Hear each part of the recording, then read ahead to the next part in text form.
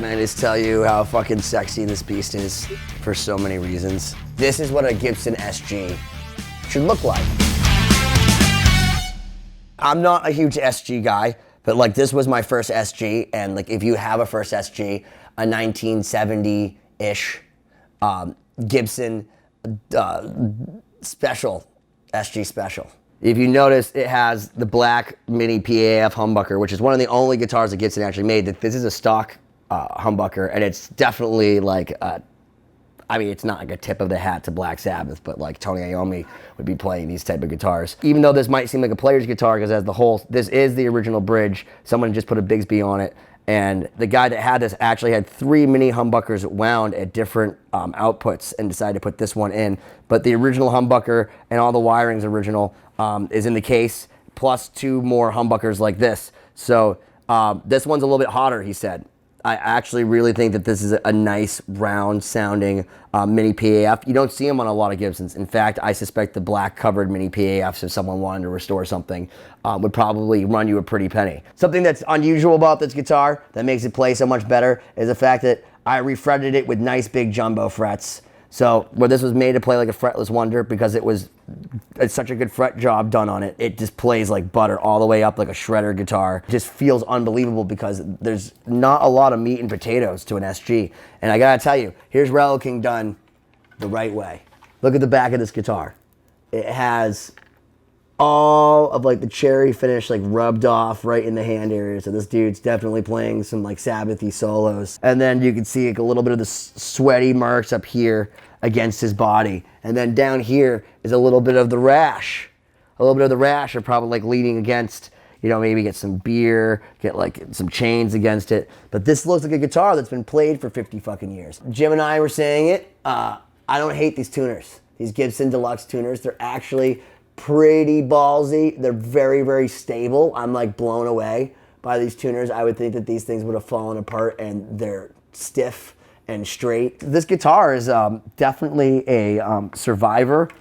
It sounds unbelievable. We'll have to plug it into the studio. I got an unbelievable deal on this. It has all the original pickups, all the original wiring, and it's a 1970. And it just plays and sounds great, and you just want to play like...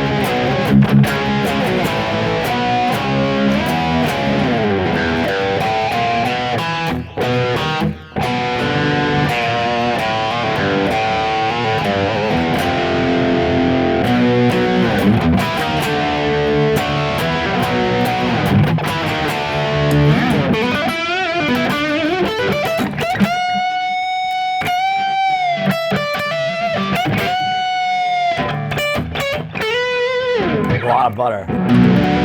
Now I gotta play it clean, because one of the things about this guitar is that it really cleans up like high school prom, dude. Like you never saw your kid.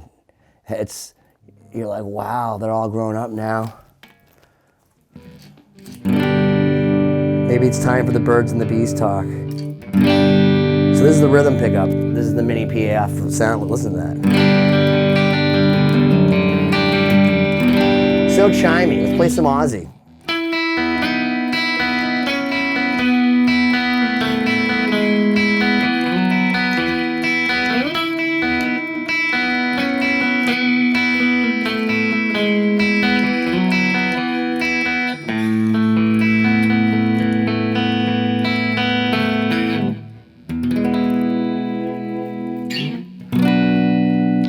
Lead pickup.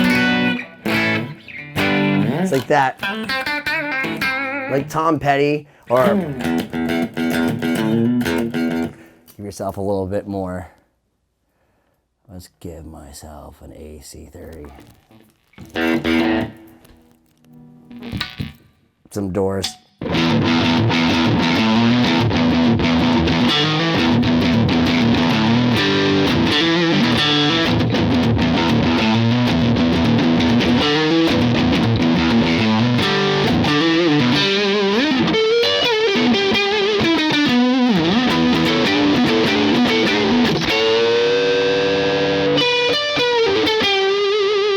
the Brian May, since it's technically an AC30, although I don't sound anything like him.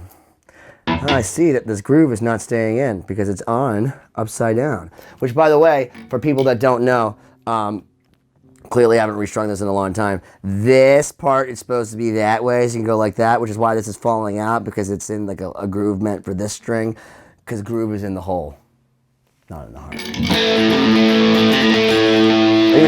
He's probably a lead pickup guy on that. Hear that?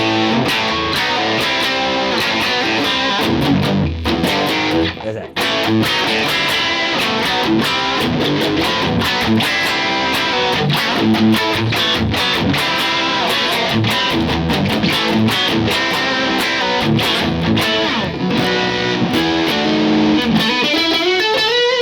It's like very like bluesy, like very Strat-esque. It's way closer to a Strat than it is to a Les Paul. And obviously, as you can see, there's no inhibition from the high frets.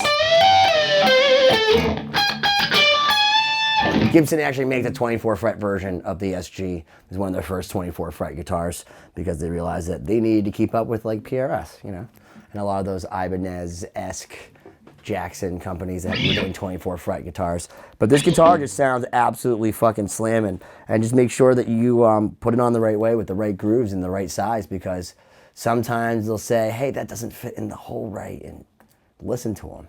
Why don't you fucking smash that subscribe button already?